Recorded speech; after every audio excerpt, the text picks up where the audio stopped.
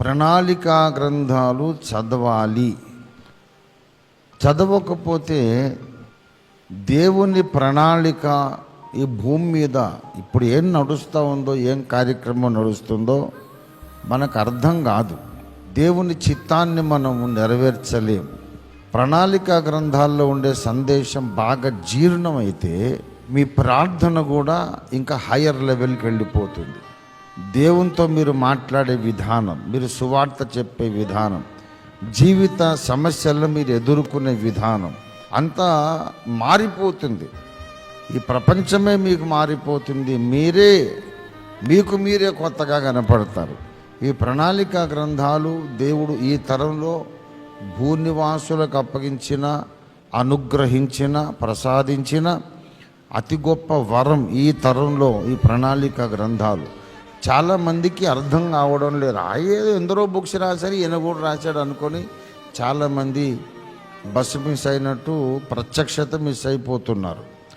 మీరు నిత్యత్వంలో బాధపడకుండా ఉండాలంటే, అయ్యో నేను మంచి ఛాన్స్ మిస్ చేసుకున్నానే, నేను ఇంకా హయ్యర్ ప్లేస్కి రావలసిన దాన్ని ఈ కింద ఉండిపోయానే అని మీరు బాధపడకుండా ఉండాలంటే ఈ ప్రణాళిక గ్రంథాలు చదవాలి.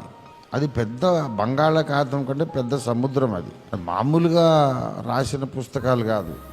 మోకాళ్ళుని కన్నీళ్ల ప్రార్థనతో సైతానుతో పోరాడుతూ పెద్ద యుద్ధరంగంలోనే మోకరించి నేను ఈ పుస్తకాలు రాశాను.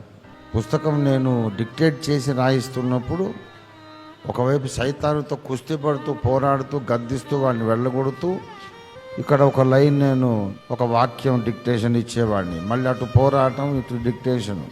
చాలా దయనీయమైన విచారకరమైన విషయం ఏంటంటే చాలామంది ఓఫీర్ గారి అభిమానులుగానే మిగిలిపోయారు. ఓఫీర్ గారి అభిమానులైతే పరలోకంలో మీకేం బహుమానం ఉండదు.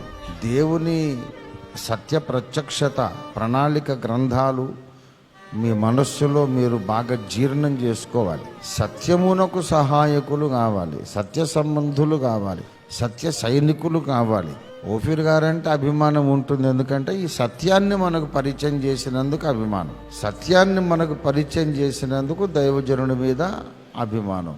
ఈ సత్యమే పట్టించుకున్నప్పుడు ఇక ఈయనెందుకు మనకు బాగా పాటలు పాడతాడనే, జోకులు వేస్తాడనే.